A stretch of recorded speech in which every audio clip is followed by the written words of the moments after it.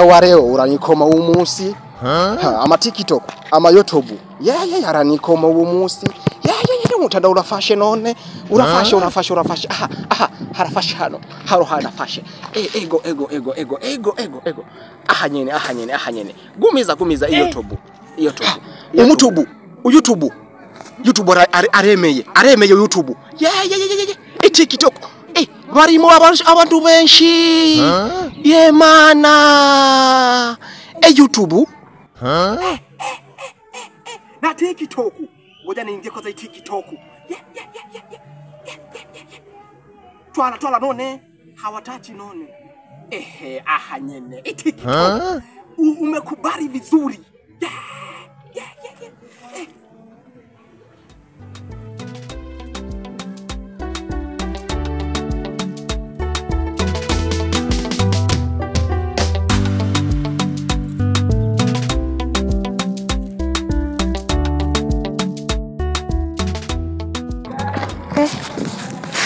Mungu wangu. Nataka muamuha. Niliyemuonaga. Hivi nakaga mazingira gani? Nilimuona maeneo hayo.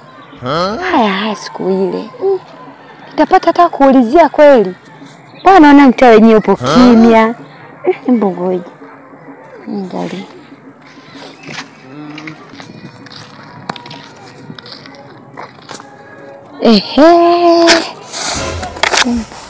Kaka Mwenyezi ndio yule pale.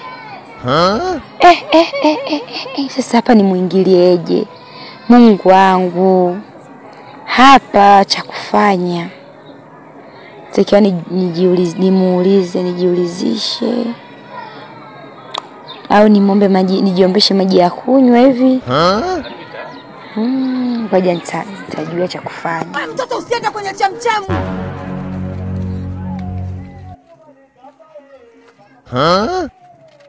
Mtume! Kaka za jioni. Umekatazwa. Unasemaje? Habari za leo. Bila samahani. Unasikia? Kaka samahani.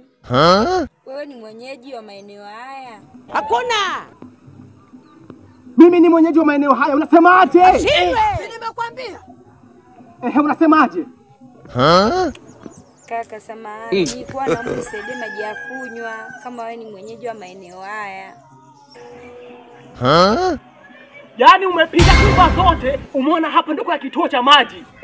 Hapa hakuna mto wala hakuna bahari. Kila kitu tunalipia. Hapa ni mjini. Hapa ni mjini, kila kitu ni hera. Sasa kaka yangu, naomba tuachane. Naomba tuachane na mambo hayo ya maji wala nini. Kuna siku nilikuwa napita maeneo, nikaa nimekuona kaka yangu. Nikaa nimevutiwa na wewe. Alafu wewe ni mwanaume mzuri sana. Sijawahi kuona hapa mjini kwa kweli. Yaani vijijini wamejua kwa hiyo kutuletea wanaume. Kaka yangu tuende kwenye point. Mimi nilivutiwa na wewe kaka Muha.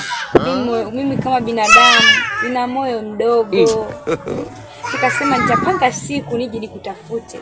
Sasa leo nimekuona moyo wangu kama mweupe kaka yangu. Niambie.